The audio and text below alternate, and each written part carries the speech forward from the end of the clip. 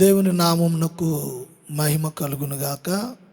ప్రియ సహోదరి సహోదరులరా, మరి ప్రభుపేట మీ అందరికి కూడా వందనాలు చెల్లిస్తున్నాము. మనము దేవుని వాక్యము ధ్యానిద్దాము. ఈ సమయంలో మనము ధ్యానించుటకు నిర్గమ కాండము 15వ అధ్యాయము 22వ వచనం నుండి 24వ వచనం వరకు కూడా కొన్ని మాటలు మనము చూద్దాము. మోషే ఎర్ర సముద్రము నుండి జనులను సాగజేయగా వారు షూరు అరణ్యంలోనికి వెళ్ళి దానిలో 3 దినములు నడిచిరి. అచ్చట వారికి నీళ్లు దొరకలేదు. అంతలో వారు మారాకు చేరిరి. మారా నీళ్లు చేదైనవి గనుక వారు ఆ నీళ్లు త్రాగలేకపోయిరి. అందువలన దానికి మారా అను పేరు కలిగెను. చదవబడిన వాక్య భాగమును గూర్చి దేవుడు తన ప్రజలను ఇశ్రాయేలును ఎర్ర సముద్రము దాటించాడు. దైవజనుడు మోషే వారి ముందు ఉన్నారు. అయితే ఇశ్రాయేలు అనేకమైన ఘట్టాలు చూచుచు అనేకమైన ప్రాంతాలు దాటుచు వారు అనేక అనుభవాలు గుండగా వస్తూ ఉన్నారు. ఎర్ర సముద్రము దాటి 3 దినములు వారు ప్రయాణం చేశారు.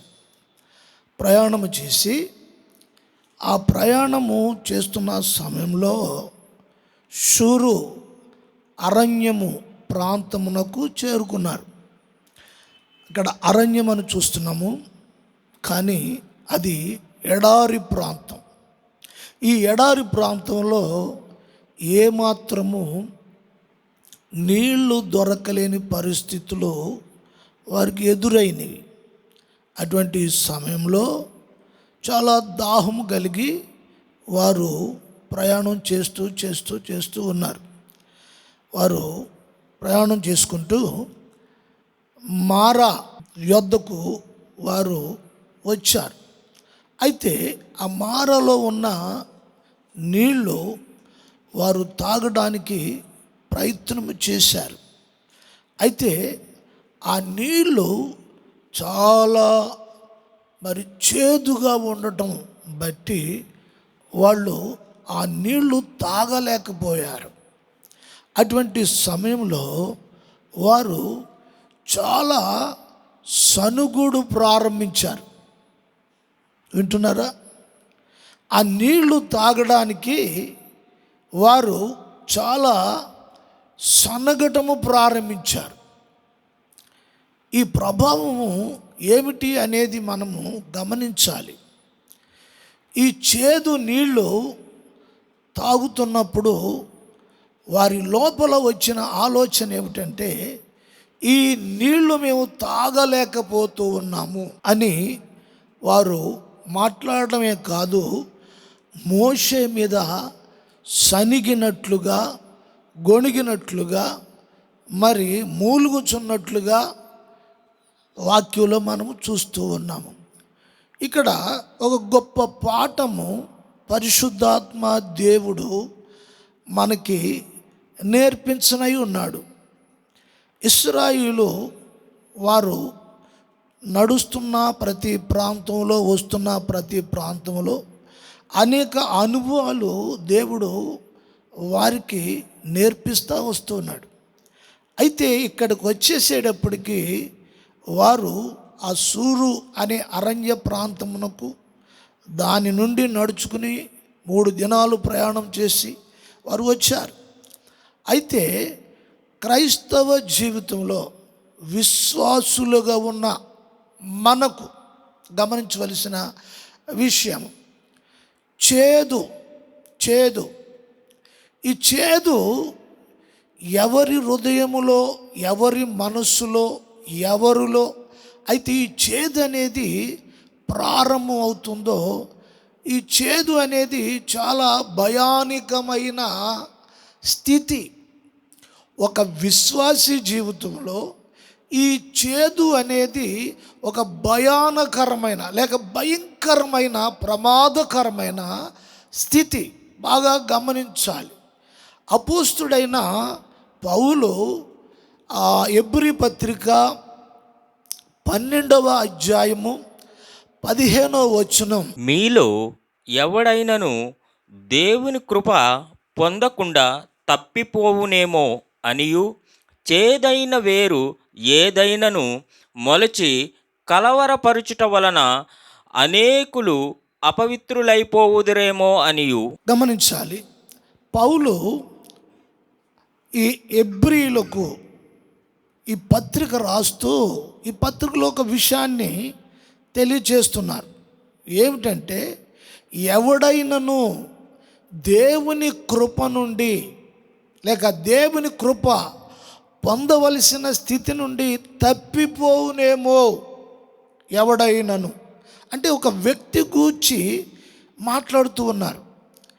అయితే ఒక వ్యక్తి గూర్చి మాట్లాడి ఎవడైనను తప్పిపోవునేమో దేని నుండి?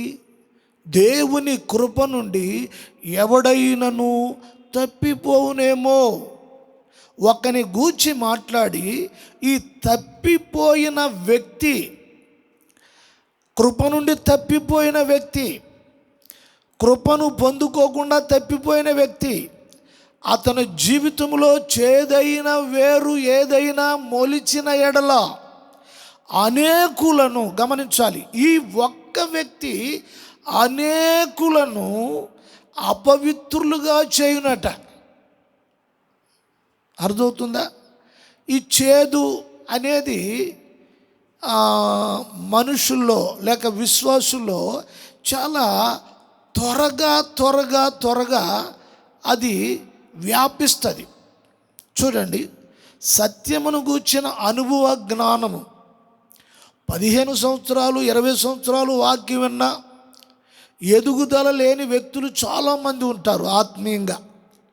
అయితే ఇప్పుడు పౌలు చెప్తున్న ఈ మాటను గమనిస్తే, తప్పిపోయిన స్థితిలో ఉన్న ఒక వ్యక్తి అట అనేకులను అపవిత్రపరిచే ప్రమాదం ఉన్నదట. అది కూడా చాలా స్పీడుగా. చేదు చూడండి, కొన్ని సందర్భాలలో కొంతమందికి కొన్ని కీడులు కొంతమంది చేత అనుభవించవలసిన పరిస్థితులు ఉంటాయి. కీడు, ప్రమాదకరమైన పరిస్థితులు, బాధింపబడిన పరిస్థితులు, హృదయములో గాయము అయిన పరిస్థితులు, స్థితిగతులు, ఆ చేదు అనుభవాలు, ఆ చేదు స్థితిలో ఉన్న వ్యక్తుల నుండి అనేకులు ఆ చేదు అనుభవంలోనికి వెళ్ళిపోతారట. ఎంత ప్రమాదకరమైన పరిస్థితి! ఇక్కడ మారా యొక్క అనుభవం అని చూస్తున్నప్పుడు, ఆ అనుభవంలో దైవజనుడైన మోషే మీద సనగటం అనేది ప్రారంభమైంది. పౌలు చెప్పుచున్న మాట, ప్రతి విశ్వాసి జీవితంలో చేదైన వేరు ఏదైనా మొలుచునేమో.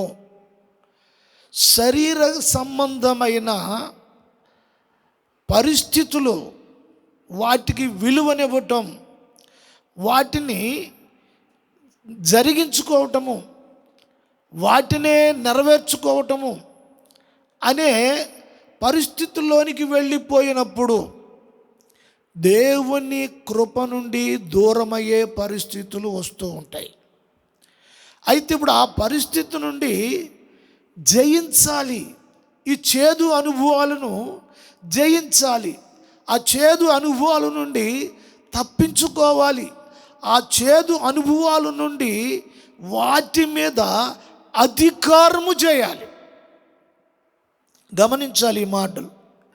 ఈ అనుభవంలో జీవిస్తున్న, ఈ చేదు అనుభవంలో శరీర సంబంధమైన సణుగులు, గుణుగులు, ఇతరుల మీద రకరకాలుగా నా పరిస్థితులు, ఆత్మీయ జీవితంలో ఎదుగుదల లేకపోవటము, విశ్వాస జీవితంలో అభివృద్ధి లేకపోవటము, దేవుని ఎదుట ఎదగలేని పరిస్థితిలో ఉండడం, ఉన్న పరిస్థితులను గుర్తించలేకపోవటము, దేవుడు ఏవి నేర్పించుచున్నాడు, దేవుడు ఏవి ఆలోచన చేస్తున్నాడు, ఎందుకు ఈ మారా యొద్దకు తీసుకొచ్చారు, ఏమిటి పరిస్థితులు అని గ్రహించలేని అంధకారము కమ్మేసిన పరిస్థితులు. కొంతమంది సహోదరులను చూసినప్పుడు వారి జీవితాల్లో ఆ చేదు అనుభవాలు ఉంటాయి. వారి లోపల ఆ చేదు ప్రవేశించినప్పుడు వారి జీవితంలో అంత చేదుకరమైన పరిస్థితులు, ఎదుటివారికి కీడు చేయటము, ఎదుటివారిని బాధించటము, ఎదుటివారి మనసు ఆ నెప్పు తగిలేలా ప్రవర్తించటము, ఈ పరిస్థితులు వారి జీవితంలో ఉంటాయి. కృప వారి నుండి దగ్గరకు రావాలని దేవుడు ప్రయత్నం చేసినా కృప నుండి తప్పిపోయే ప్రమాదము. పౌలు ఎంతో ఆవేదనతో ఈ మాటలు మాట్లాడుచున్నాడు. విశ్వాసంలో జారిపోయిన పరిస్థితులు, వాక్యపరమైన జీవితంలో తప్పిపోయిన పరిస్థితులు, బాగానే ఉన్నాములే అనుకునే పరిస్థితులు. సహోదరి సహోదరులారా, ఈ వచనం ఏం మాట్లాడుచున్నది అనేది మనం చూసినప్పుడు, మరి ఇటువంటి చేదును ఏ విధంగా జయించాలి, ఈ చేదు పరిస్థితిని ఏ విధంగా దాని మీద అధికారము చేయాలి, ఈ పరిస్థితిని ఎలాగ ఎదుర్కోవాలి, దాన్ని ఎలాగా స్వాధీనపరుచుకోవాలి, దాని మీద అధికారము ఎలా తెచ్చుకోవాలి గమనించాలి. అదే అధ్యాయములో 15వ అధ్యాయంలోని చదవండి ఒక మాట, 25వ వచనము, నిర్గమకాండము 15వ అధ్యాయము 25వ వచనం. ప్రజలు మేమేమి త్రాగుదామని మోషే మీద సనుగు కొనగా అతడు యెహోవాకు మొర్రపెట్టెను. అంతటా యెహోవా అతనికి ఒక చెట్టును చూపెను. అది నీళ్లలో వేసిన తరువాత నీళ్లు మధురములాయెను. గమనించాలి, వారు అంటున్నారు మేమేమి చేయవలెను, మేము ఏమి చేయవలెను. చూడండి, ఇటువంటి పరిస్థితుల్లో ఉన్న ప్రతి విశ్వాసికి మేము ఏమి చేయవలెను, దైవజనుడితో మాట్లాడుచున్నప్పుడు దైవజనుడు ఏమి చేయుచున్నాడు, మోషేతో ఈ మాట చెప్పినప్పుడు మోషే వెంటనే యెహోవా దేవునికి మొర్ర పెట్టెను. స్తోత్రము కలుగును గాక. మొర్ర పెట్టెను. ఎవరి పక్షంగా? ఈ చేదులో నిమగ్నమైపోయి దేవుని కృప నుండి తప్పిపోయిన పరిస్థితిలో ఉన్న ప్రజల కొరకు ప్రార్థన చేసే దైవజనుడు మోషే. అయ్యా, ఇప్పుడు ఈ చేదు జలములు మేము ఎలా తాగాలి, మేమేం చేయాలి అని అడుగుచున్నప్పుడు మోషే దేవునికి ప్రార్థన చేయటమని ప్రారంభించారు. అయితే దేవుడు వెంటనే మోషే ప్రార్థన విన్నాడండి. దేవునికి స్తోత్రం కలుగును గాక. దైవజనుడు ప్రజల పక్షంగా ప్రార్థన చేయుచున్నప్పుడు దేవుడు ఆ ప్రార్థనకి జవాబు ఇచ్చాడు. ఏమిటి ఆ జవాబు? మోషేకు ఒక చెట్టు చూపిస్తూ ఉన్నాడు. మోషే, ఆ చెట్టును విరిచి నువ్వు ఆ చేదులో ఆ చెట్టు వేయ్ అన్నప్పుడు వెంటనే దాని కొమ్మను ఒకటి విరచి దైవజనుడు మోషే వెంటనే ఆ పని చేయటం అనేది ప్రారంభించారు. వాళ్ళు అడిగారు, మేము ఇప్పుడు ఏం చేయాలి, మేమేం చేయాలి? ఏం చేయాలో తెలియని పరిస్థితులు ఒక్కొక్క సందర్భంలో ఒక్కొక్క విశ్వాసి జీవితంలో వస్తాయి. ఆ చేదులోనే ఉండి కొట్టుమిట్లాడుతున్న పరిస్థితులు. అప్పుడు నిజంగా ఒక ప్రశ్న వారికి రావాలి, మేమేం చేయాలి? ఇప్పుడు ఏమీ చేయలేని పరిస్థితి. అయితే దైవజనుడు వెంటనే ఆ కొమ్మను ఆ చేదు నీరులో వేసినప్పుడు ఆ నీరు మధురముగా మారింది. స్తోత్రం. ఆ చేదు యొక్క నీరును విడిచిపెట్టేసి మరొక ఏరు దగ్గరకు దేవుడు నడిపించలా. గమనించాలి, అక్కడ ఉన్న పరిస్థితులలోనే ఆ పరిస్థితులను జయించడానికి ఒక ఆధారము, ఒక ఆలోచన, ఆ చేదు పరిస్థితుల్లో నుండి, ఆ సమస్యలో నుండి ఒక పరిష్కారం. స్తోత్రం. ఏమిటి? ఆ చెట్టును చూపించినప్పుడు ఈ చెట్టు దేనికి సూచనగా ఉన్నదో తెలుసా? ఇది సిలువకు సూచనగా ఉన్నది. సిలువకు సూచనగా ఉన్నది. ఈ రోజున ప్రతి విశ్వాసి తనకున్న ఆ వికటమైన పరిస్థితులు, క్లిష్టమైన పరిస్థితులు, ఆ పరిస్థితుల్లో ఉన్నప్పుడు ఆ పరిస్థితులను సిలువ వేయబడిన యేసు యొద్దకు తీసుకురావాలి. స్తోత్రం. యేసు యొద్దకు ఆ పరిస్థితులను యేసు యొద్దకు తీసుకుని రావాలి. ఏ పరిస్థితులను? నీవు ఏదైతే చేదు ఏదైతే నీలో మొలిచిందో, శరీర సంబంధమైన పరిస్థితుల్లో ఎక్కడైతే దిగజారిపోయావో ఆ పరిస్థితులను నీ మీద ఏలుబడి చేసి, నిన్ను అణిచివేసి, దిగజార్చి, అనారోగ్య పాలు చేసేసి, వ్యాధిగ్రస్తులుగా చేసేసి, బలహీనులుగా చేసేసి, నిరాశ నిస్పృహలో బంధించబడిన ఒక నికృష్టమైన జీవితాలుగా మార్చేసిన పరిస్థితులు. అటువంటి పరిస్థితుల్లో సిలువ యొద్దకు, సిలువ వేయబడిన యేసు యొద్దకు ఆ పరిస్థితులను తీసుకుని రావాలి. హల్లెలూయా, హల్లెలూయా. ఆ పరిస్థితులను తీసుకుని వచ్చినప్పుడు ఆ సిలువ యొక్క శక్తి ద్వారా, దేవునికి స్తోత్రం, ఆ ఎర్రవబడిన కొమ్మ ఎప్పుడైతే ఆ చేదు జలములలో, ఆ నీటిలో వెయ్యబడటము జరిగిందో, అక్కడ చేదు విరిగిపోయింది. దేవునికి స్తోత్రము. నికృష్టమైన పరిస్థితి పుష్టికరమైన బ్రతుకులుగా మార్చబడ్డాయి. దేవునికి స్తోత్రం. హల్లెలూయా, హల్లెలూయా.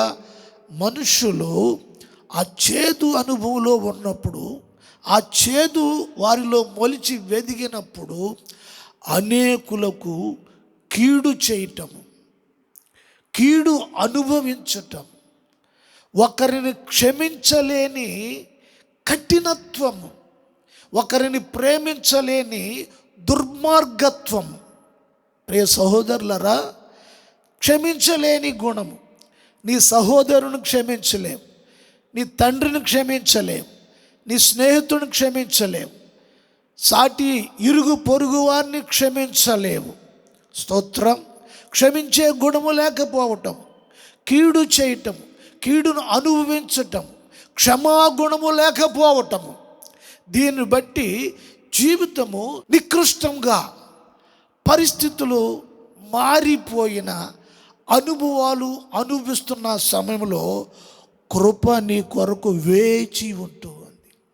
కృప నీ కొరకు వేచి ఉంటుంది. దైవజనుడు మోషేని ఎప్పుడైతే మేమేమి చెయ్యాలి అని ఇశ్రాయేలు అడిగినప్పుడు వెంటనే మోషే వారి నిమిత్తము మొర్ర పెట్టెను.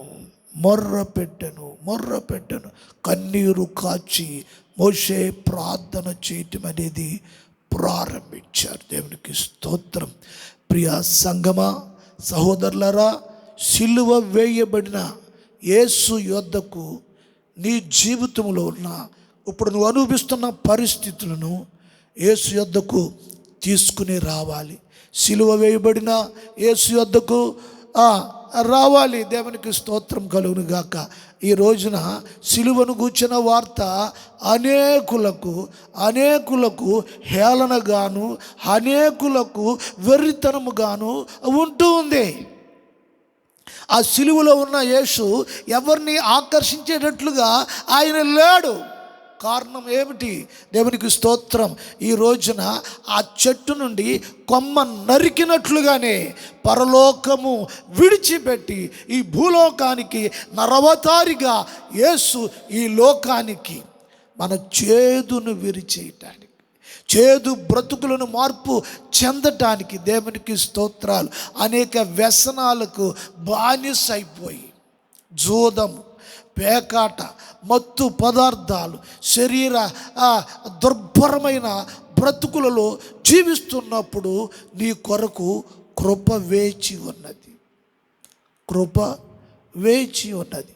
నువ్వు అడగటమే ఆలస్యం. నీకున్న సమస్యను పరిష్కరించడానికి దేవుడు సిద్ధంగా ఉన్నారు అని వాక్యము మాట్లాడుచున్నది. దేవునికి స్తోత్రము కలుగును గాక.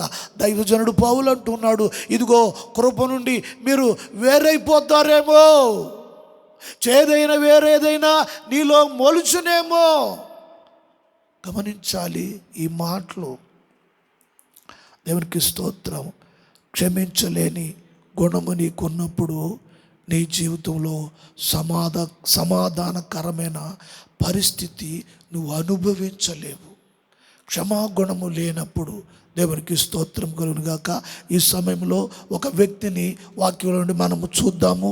ఆదికాండము 41వ అధ్యాయము 51వ వచనము చదువుదాం. అప్పుడు యోసేపు దేవుడు నా సమస్త బాధను నా తండ్రి ఇంటి వారందరినీ నేను మరిచిపోవునట్లు చేసేనని చెప్పి తన జ్యేష్ఠ కుమారునికి మనష్షే అని పేరు పెట్టెను. గమనించాలి, యోసేపు గురించి మనం చదివిన వాక్య భాగము బాగా గమనించాలి. యోసేపు తన ఇంటి వారు లేక తన తండ్రి ఇంటి వారిని గురించి యోసేపు మాట్లాడుచున్నాడు. తన అన్నలు యోసేపును చాలా బాధించారు, చాలా కష్టపెట్టారు, చాలా శ్రమ పెట్టారు. అతన్ని అమ్మేశారు. అతడు చనిపోయాడు అని తన తండ్రితో చెప్పారు. అతని కుటుంబంలో అతను లేనట్టుగానే చేసేశారు. ఎంతో పగను సాధించారు, కక్షను సాధించారు, కుట్రను సాధించారు. దేవునికి స్తోత్రం కలుగును గాక. యోసేపు ఇవన్నీ భరించాడు. ఈ 51వ వచనంలో అతడు అంటాడు, నా ఇంటి వారు పరిస్థితులన్నింటినీ కూడా అవన్నీ మర్చిపోయినట్లుగా దేవుడు చేశాడట. అవన్నీ మర్చిపోయినట్లుగా దేవుడు చేశాడట. తన సహోదరులు చేసిన కీడు, నష్టము, బాధను, శ్రమను, కక్ష లేకుండా అతడు వాటిని మర్చిపోయాడు. మర్చిపోయినట్లుగా దేవుడు చేశాడట. నీ జీవితంలో మందిరానికి వస్తూ, ప్రార్థనకు వస్తూ, వాక్యము చదువుతూ, విశ్వాసంతో ఉంటూ, బాప్తిసం కూడా పొందేసి ఏదో మొత్తం మీద జీవితాన్ని అలా కొనసాగిస్తూ ఉండవచ్చు. ఈ చేదును విడిచిపెట్టకుండా, ఈ చేదును మర్చిపోకుండా మరి నీ జీవితంలో ఇలాగ కక్ష సాధించే పరిస్థితులు నీ జీవితంలో ఉన్నట్లయితే నువ్వు సమాధానము ఆ చేదు అనుభవంలోనే ఉండి దేవుడిచ్చే సమాధానము నువ్వు పొందలేవు, దాన్ని జయించలేవు. అయితే దేవుని వాక్యము ఈ రీతిగా తెలియజేస్తూ ఉంది. యోసేపు జీవితంలో జరిగిన విషయాలు మన కళ్ళకు కట్టినట్లుగా ప్రభువు మాట్లాడుచూ ఉన్నాడు. దేవునికి మహిమ కలుగునుగాక. హల్లెలూయా. చూడండి, ఆయన ఐగుప్తు దేశంలో యోసేపు అంతగా ప్రబలడానికి, అంతగా ఆశీర్వదింపబడడానికి గల కారణము ఈ 51వ వచనములో ఆ మాట చదువుతారా? అప్పుడు యోసేపు దేవుడు నా సమస్త బాధను నా తండ్రి ఇంటి వారందరినీ నేను మరిచిపోవునట్లు చేసేనని చెప్పి, దేవుడు అతని సమస్త బాధను దేవుడు మరిచిపోయినట్లుగా చేశాడని చెప్తున్నారు. అర్థమవుతుందా? ఎప్పుడైతే దేవుణ్ణి యోసేపు ఆశ్రయించినప్పుడు అతను మనస్సు చేదు లేక కక్ష భేదము అనే ఏవి కూడా, అటువంటి చేదైన ఏర్లు అతని హృదయంలో ఏమీ మొలవకుండా తనకు కీడు చేసిన వారిని క్షమించే మనస్సు వచ్చి ఆ కీడును అతను మర్చిపోయాడు అని చెప్తున్నారు వాక్యంలో. అది దేవుడు మర్చిపోయేటట్లుగా చేసేసారట. దేవునికి స్తోత్రం.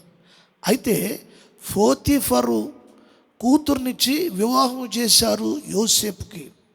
అయితే అతడుకు మొట్టమొదటిగా ప్రథమ సంతానము ఒక కుమారుడు పుట్టాడు యోసేపుకి. గమనించాలి, తన బాధలు తన కష్టములు అవన్నీ మర్చిపోయాడు.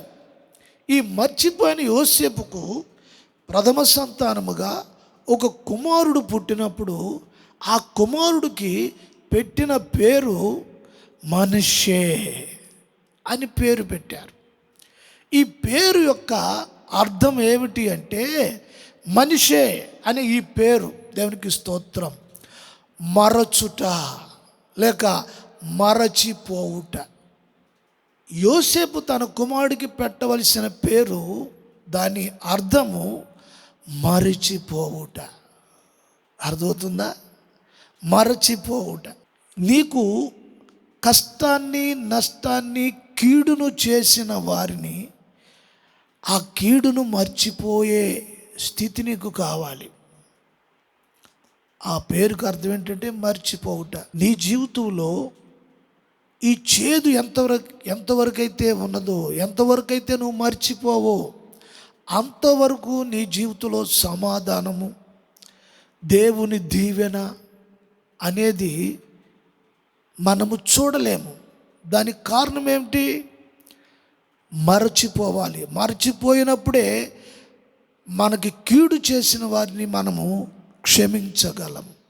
యోసేపు తన అన్నలను క్షమించేశాడు, తన కీడు చేసిన వారిని క్షమించేశాడు. తనను అమ్మేశారు, అయినా క్షమించేశాడు. అతడు చనిపోయాడు అని చెప్పారు, అయినా క్షమించేశాడు. ఎంతో గాయపడిన హృదయం కలిగిన వాడు యోసేపు. ఎంతో నొప్పిని భరించాడు, బాధను భరించాడు. ఇదంతా కూడా అతడు మరచిపోయి వారందరినీ క్షమించేశాడు. హల్లెలూయా, క్షమించేశాడు. ఆ 52వ వచనం కూడా మనం చదువుతున్నప్పుడు ఆదికాండంలో, తరువాత అతడు నాకు బాధ కలిగిన దేశమందు దేవుడు నన్ను అభివృద్ధి పొందించెనని చెప్పి రెండవ వానికి ఎఫ్రాయిము అని పేరు పెట్టెను. దేవునికి స్తోత్రం. చూడండి, అతను ఎంత బాధ అయితే అనుభవించాడో ఆ బాధ గురించి మాట్లాడుచు అతను అంటున్నాడు, మరలా దేవుడు అతనికి రెండవ కుమారుణ్ణి అనుగ్రహించాడు. ఇప్పుడు ఆ రెండవ కుమారుడిని కూడా పేరు పెట్టాడు యోసేపు, ఎఫ్రాయిము. ఈ ఎఫ్రాయిం అనే మాటకు అర్థం ఏమిటంటే ఫలభరితము. హల్లెలూయా. ఎఫ్రాయిం అనే మాటకు ఫలభరితము, అభివృద్ధి. స్తోత్రం. ఐగుప్తు దేశంలో యోసేపు యొక్క అభివృద్ధిని మనము చూస్తున్నప్పుడు ఇంత అంత అభివృద్ధి కాదు. అతడు ఐగుప్తు దేశంలో వ్యవసాయం విషయంలో, అతడు పండించిన ధాన్యం విషయంలో చూసినప్పుడు వాక్యంలో చెప్పబడింది, ఆ పండిన పంటను కొలవడానికి అవకాశము లేనంత పంట పండిందట. అభివృద్ధి అంటే దీవెన అంటే ఆశీర్వాదం అంటే, చూడండి, ఎవరు కూడా దాన్ని లెక్క చేసి కౌంట్ చేసే పరిస్థితులు లేవు. అంత విస్తారంగా ఉంది. గమనించాలి. ఎఫ్రాయిం అనే మాటకు అభివృద్ధి. తన రెండో కుమారుడికి పేరు పెట్టడం అనే విషయంలో కూడా ఆలోచన ఏమిటంటే, యోసేపుకు ఆ దర్శనము చూసే, అంటే కలలు అని మనము వాక్యంలో చూస్తాము. దైవ దర్శనము కలిగిన వరము యోసేపు లేక యాకోబు కుమారుల్లో యోసేపుకు మాత్రమే దర్శనం ఉంది. గమనించాలి, ఇతడు చాలా గొప్ప దర్శన వరము కలిగిన వాడు, దైవ ఉద్దేశము దైవ ఆలోచన కలిగిన వాడు. శ్రమలు వచ్చినా కష్టం వచ్చినా దారి తప్పి తన ఇష్టాన్ని నెరవేర్చుకునే వ్యక్తి కాదు యోసేపు. ఒక పవిత్రమైన పరిశుద్ధమైన లోక మాలిన్యము, పాపము, దుర్నీతి, దుష్టత్వము ఏమీ తనకు అంటకుండా తన జీవితాన్ని పవిత్రముగా చూచుకున్నవాడు. ఒక దేశానికి, ఆ దేశంలో ఉన్న ప్రజలందరూ కూడా తిండి తినడానికి ఆధారభూతుడుగా దేవుడు యోసేపును అంతగా హెచ్చించాడు. అతను ఎంతో శ్రమపడినా, ఎంతో కష్టపడినా, ఎంతో కీడును అనుభవించిన వాటినన్నిటినీ కూడా క్షమాగుణం, క్షమాగుణం, క్షమాగుణం. ఈ వాక్య భాగంలో యోసేపు వలె వాక్యము యేసుక్రీస్తు శిలువ మరణము ద్వారా ఆయన నిన్ను నన్ను క్షమించాడు. ఎఫెసీ పత్రికలో మాట రాయబడింది, క్షమించబడినది క్షమించబడడానికే అని చెప్పబడింది. నిన్ను ప్రభు క్షమించాడు, నీవు ఇతరులను క్షమించాలి. నీకు కీడే జరిగించవచ్చు, నష్టమే జరిగించవచ్చు, ఒకరి వల్ల నీవెంతో భయంకరమైన నష్టాన్ని నువ్వు అనుభవించవచ్చు. కానీ వాటినన్నిటినీ క్షమించే మనస్సు లేనప్పుడు యోసేపు వలె దీవించబడలేం. సమాధానము మనకి దొరకదు, కృప మనకి దొరకదు. దేవుడు గొప్ప సదుపాయం మనకి ఏర్పాటు చేశాడు. యేసుక్రీస్తు శిలువ యొక్క శ్రమ ద్వారా ఈ చేదు అనుభవాల్ని జయించటానికి ప్రభువు మనకెంతో కృపను అనుగ్రహించాడు. హల్లెలూయా, హల్లెలూయా. చేదును అనుభవిస్తూ నికృష్టమైన పరిస్థితిని, జీవితాన్ని జీవించడానికి దేవుడు నిన్ను చూసి సంతోషించేవాడు కాదు. ఆ స్థితి నుండి నిన్ను వేరు చేసి దానిని జయించడానికి కృప ద్వారా నీ జీవితాన్ని కప్పి నిన్ను కాపాడగలడు. అయితే నిన్ను నీవు ప్రభువుకి పూర్తిగా అప్పగించుకోవాలి. పూర్తిగా అప్పగించుకున్నప్పుడు యోసేపు వలె నీ కుటుంబము దీవించబడుతుంది. యోసేపు వలె నీ భార్య దీవించబడుతుంది. యోసేపు పిల్లల వలె నీ బిడ్డలు దీవించబడతారు. యోసేపు వలె సమస్తమును దీవించబడుతుంది. అట్టి చేదు అనుభవాల్లో నుండి ఒక నూతనమైన ఆశీర్వాద శిఖరాలను ప్రభువు నిన్ను ఎక్కించి, దేవుడు నిన్ను ఆ స్థితిలో చూడాలని ప్రభువు ఉద్దేశము కలిగి ఉన్నవాడు. ఈ విషయాలు గుర్తించటానికి, గ్రహించటానికి నీ మనోనేత్రములు వెలిగించబడును గాక.